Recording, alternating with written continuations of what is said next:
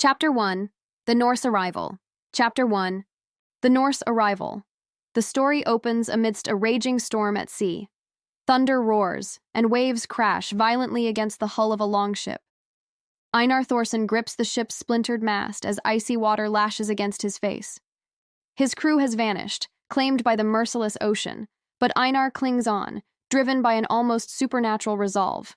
In his hand, he holds a cursed relic, a weapon of ancient frost that emanates a cold so intense it burns. The storm worsens, an unnatural force seeming to guide it. As lightning flashes across the sky, a vision of a serpentine shadow coils in the clouds, an omen of the Bekunawa, though Einar does not yet know its name. The longship is destroyed, and he is swept beneath the waves, his consciousness fading into darkness. Einar awakens on the sunlit shores of a tropical island, the unfamiliar warmth a stark contrast to the frozen north he has left behind. He is bruised, battered, and disoriented, but the cursed relic remains by his side, half buried in the sand.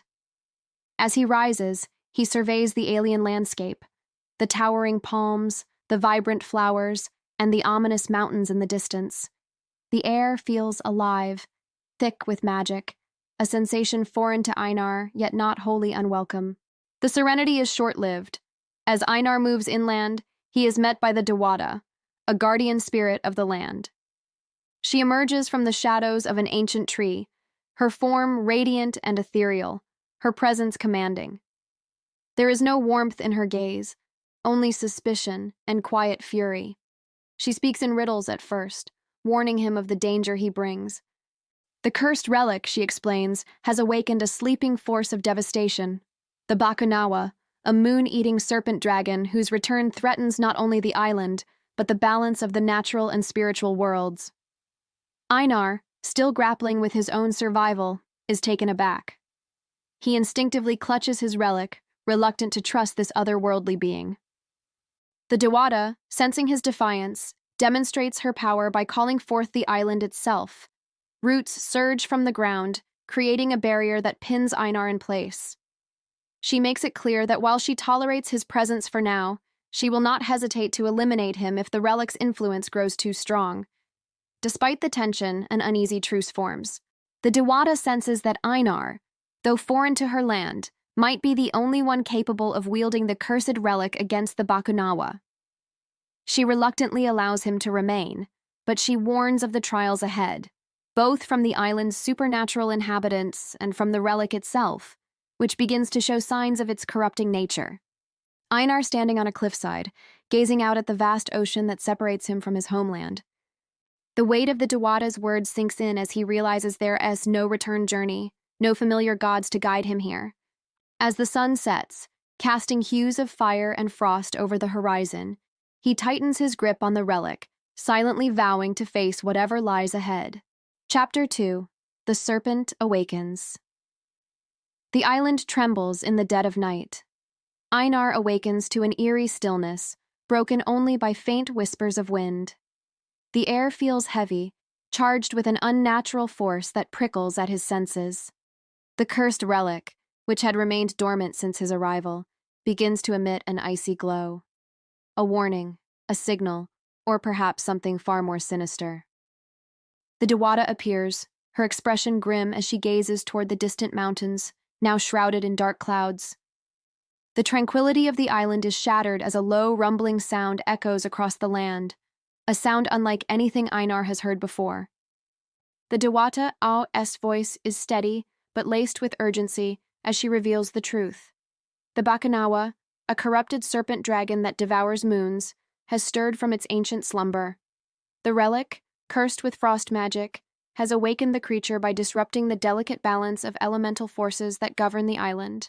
As the Dewata explains the gravity of the situation, visions begin to manifest before Einar's eyes, images of the Bekunawa twisting through the skies, its enormous, fiery form consuming the moon above. The serpent dragon's very presence threatens the island's natural harmony, and its rise could spell devastation not only for the island, but for the world itself. The Dewata warns Einar that the relic's icy magic is inextricably linked to the Bekunawa, its frost both a source of power and a potential weakness for the beast. Einar grapples with disbelief and guilt. Though unfamiliar with the ways of the island, he cannot deny the role his relic has played in this unfolding chaos. Yet his warrior instincts kick in as he demands to know how to stop the beast. The Dewata hesitates. Her magic is vast but cannot rival the Bakunawa's ferocity alone. She looks at Einar with a mixture of hope and doubt. He is an outsider, untested by the island's forces, yet somehow she senses he is more than just a wandering warrior. The Bakunawa does not emerge fully yet, but its influence spreads. Plants wither, the skies turn red, and unnatural fires burn through the forests. Einar and the Dewata work together uneasily as they gather what they need to confront the serpent dragon. The cursed relic becomes both their greatest weapon and their most dangerous liability, for it feeds off Einar's emotions, threatening to corrupt him if he cannot control it. The earth shaking violently, the moon dimming as shadowy clouds gather above. The Bakunawa is almost ready to rise, and Einar stands at the edge of a cliff, sword in hand, frost magic sparking around him. The Dewata joins him, her elemental powers swirling in the air. Together they prepare to face an unimaginable force, their strained alliance about to be tested in ways neither of them could foresee.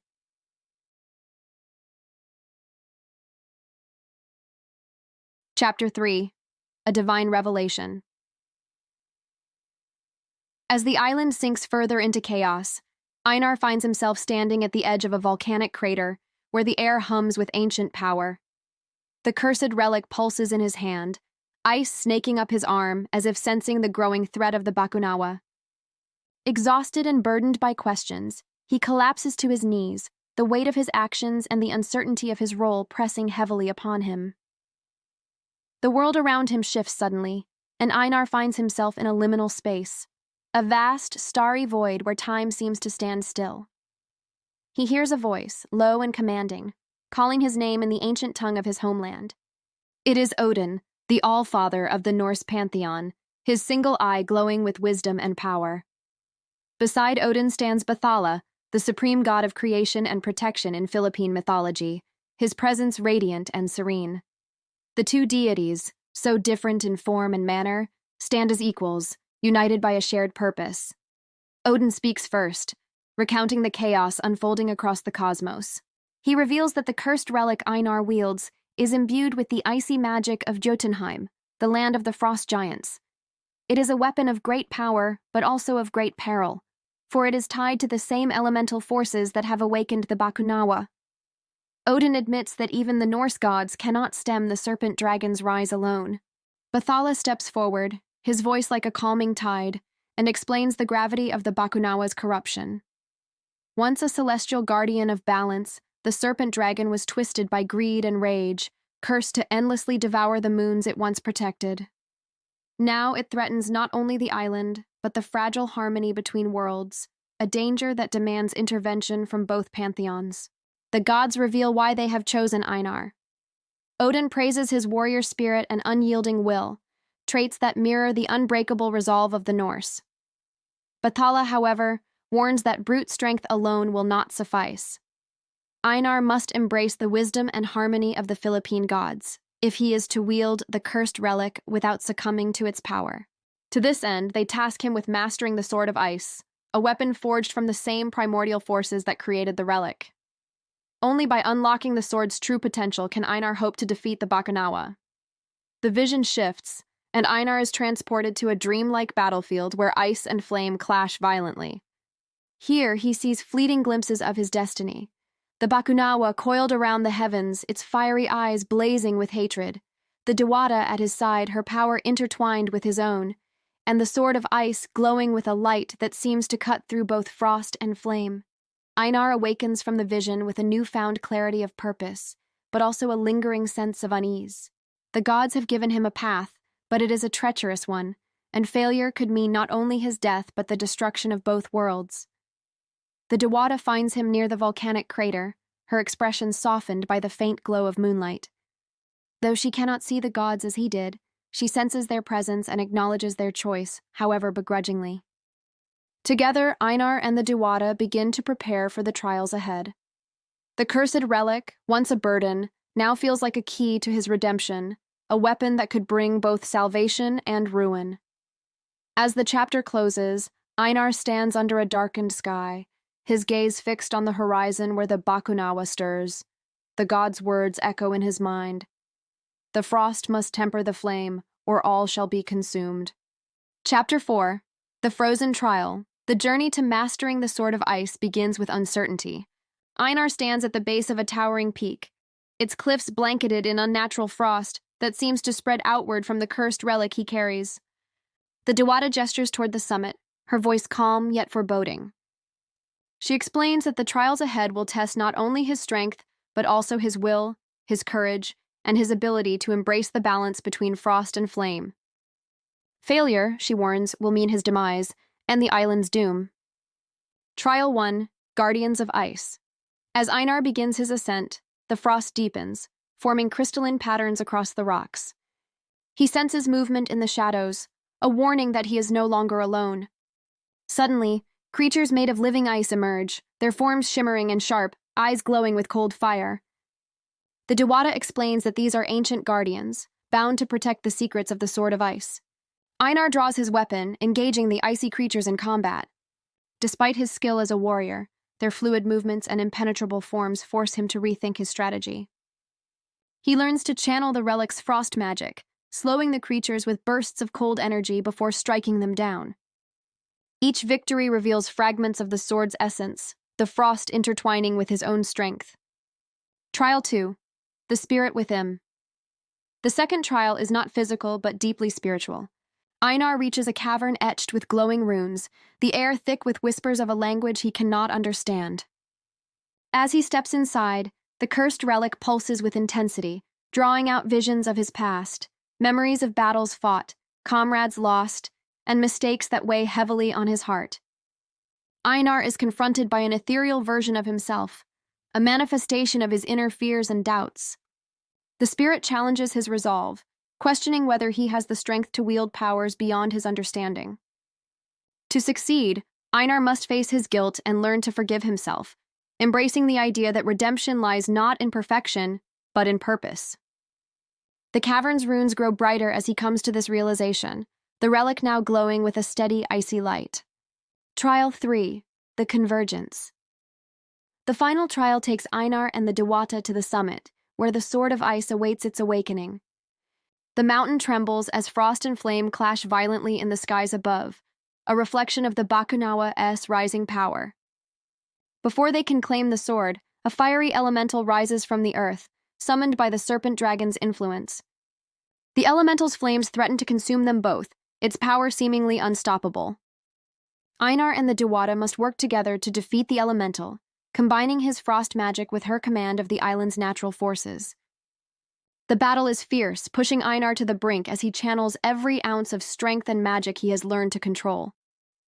At last, the elemental collapses, its flames extinguished by a final surge of frost. The Sword of Ice awakened. With the trials complete, Einar approaches the sword, which rests within an icy altar surrounded by runes. As he grasps the hilt, he feels its energy coursing through him, a force both familiar and new. The Sword of Ice merges with the cursed relic, its magic amplifying Einar's abilities and binding him to the weapon's purpose. The Dewata watches silently, her expression shifting from doubt to cautious admiration. She knows the Bakunawa will be their greatest challenge yet, but for the first time, she sees hope. Einar standing at the peak, the Sword of Ice glowing in his hand. The frost spreads outward, tempering the flames below. The clouds part briefly, revealing the moon, a symbol of what they must protect. Einar and the Dewata exchange a knowing glance, the trials behind them but the true battle only beginning. Chapter 5. The Final Confrontation. The island quakes violently, the sky ablaze with fiery hues as the Bakunawa emerges in full, its colossal form twisting through the heavens. The serpent dragon's scales shimmer like molten gold, its fiery core radiating heat that sets the surrounding land aflame. The moon hangs precariously in the night sky, dim and fragile, as the Bakunawa's ravenous gaze locks onto it. The cultists, draped in robes of ember and ash, chant fervently at the base of a volcanic altar, their fiery magic fueling the beast's ascent. Einar stands at the forefront, the Sword of Ice gleaming in his hand. Beside him, the Dewata commands the elemental forces of the island, her presence a beacon of hope amidst the chaos. The battlefield is a clash of extremes, fire and frost colliding violently, scorching the earth and freezing the air. The Bakunawa lets out a deafening roar, and the cultists summon fiery elementals to hinder Einar and the Dewata's approach. The battle unfolds. The confrontation begins with Einar charging headfirst into the fray, his frost magic cutting through the fiery elementals summoned by the cultists. The Sword of Ice pulsates with raw energy, creating crystalline barriers that block the cultists' spells and extinguish their flames. Einar's movements are precise yet brutal, his Viking warrior instincts merging with the elemental magic he has learned to wield. The Dewata supports him from afar, calling forth the island itself to aid their battle. Vines erupt from the ground, ensnaring the cultists and elemental creatures, while torrents of water douse the spreading flames. Her power flows seamlessly, but the strain begins to show as the Bakunawa grows stronger, drawing energy from the moon it seeks to devour. Facing the Bakunawa as Einar and the Dewata dispatch the cultists, they turn their focus to the serpent dragon. The Bakunawa descends from the sky with terrifying speed, its fiery breath scorching the ground. Einar raises the Sword of Ice, creating a barrier of frost to shield them from the flames. The Dewata channels her magic into the sword, amplifying its power and creating a vortex of frost and water that forces the Bakunawa back. The beast retaliates, unleashing a fiery storm that threatens to consume everything in its path. Einar and the Dewata are forced to separate, each using their unique abilities to counter the serpent dragon's attacks. Einar scales a crumbling cliff, dodging fiery blasts as he searches for an opening to strike. The Dewata calls upon the moon's light, summoning a beam of energy that temporarily weakens the Bakunawa's fiery core. The climax, the battle reaches its peak as Einar leaps from the cliff, the Sword of Ice glowing with a blinding light. He plunges the weapon into the Bakunawa's fiery core, unleashing a surge of frost that begins to extinguish the serpent dragon's flames. The beast thrashes violently, its roar shaking the heavens, but the frost spreads rapidly, encasing its body in a crystalline prison. The Bakunawa, weakened but not defeated, releases one final attack, a fiery explosion that threatens to destroy them all. The Dewata steps forward, sacrificing a portion of her own magic to shield Einar and the island from the blast. Her elemental barrier holds firm, and the explosion dissipates into the night sky, leaving the Bakunawa immobilized. Aftermath. The battlefield falls silent, the moon regaining its light as the Bakunawa's influence fades. The serpent dragon remains encased in frost, its fiery core extinguished, but the Dewata warns that the beast is not truly defeated, only sealed. The cultists have been vanquished, but their ambitions remain, and the lingering tension between frost and flame suggests that a greater war may yet come. Einar stands amidst the ruins, the Sword of Ice heavy in his hand. He gazes at the frozen Bakunawa, his thoughts conflicted. Though they have won the battle, he knows that his journey is far from over. The Dewata approaches, her expression softened by a hint of respect. Together, they vow to protect the fragile balance between their worlds, even as the forces of frost and flame threaten to ignite once more. Epilogue: A Fragile Peace. The moon shines brightly above the island, its light casting a silvery glow over the frozen form of the Bakunawa. The serpent dragon, once a fiery force of destruction, now lies encased in frost, a silent reminder of the peril that was narrowly avoided. The battlefield is eerily quiet, the scorched earth still steaming, the remnants of the cult scattered and broken. Yet amid the ashes, an uneasy tension lingers. Einar stands at the edge of the frozen crater, the Sword of Ice still humming faintly in his grasp. The weight of victory hangs heavy on his shoulders. Though the Bakunawa is sealed, he cannot shake the feeling that this triumph is only temporary. The serpent dragon's fiery core remains beneath the frost, dormant but not extinguished. It will rise again if the balance is disrupted, and Einar wonders if he has truly done enough to secure the peace. The Dewata approaches, her ethereal glow softened by exhaustion. She does not speak immediately, her gaze fixed on the moon above, now restored but dimmer than before. When she finally breaks the silence, her words are both solemn and foreboding. "The frost has tempered the flame," she says, "but the fire cannot be extinguished, not forever." Einar turns to her, his expression clouded with doubt. "Then what was the point?" he asks, his voice low and strained. The Dewata meets his gaze, her tone steady but tinged with empathy. It was enough, for now. We have bought time, and sometimes time is the only victory we can claim. Her words linger as they survey the island, its once vibrant life now scarred by fire and frost alike. The Bakunawa's cult has been shattered, yet whispers of their ambitions persist. Einar wonders if he has done more harm than good by wielding the cursed relic and the Sword of Ice. The powers of frost and flame, though contained for now, remain volatile, threatening to ignite a conflict far greater than either of them can imagine. As the first rays of dawn break over the horizon, Einar turns away from the crater, his steps heavy but resolute. The Dewata watches him go, sensing that his journey is far from over. She knows the Bakunawa's influence extends beyond the island, its corruption spreading like embers carried by the wind. The balance between frost and flame is delicate, and the forces that govern it are growing restless. The epilogue closes with Einar gazing out at the vast ocean, the Sword of Ice sheathed at his side. His thoughts turn to the pantheons that guided him here, Norse and Philippine gods, united by necessity but divided by nature.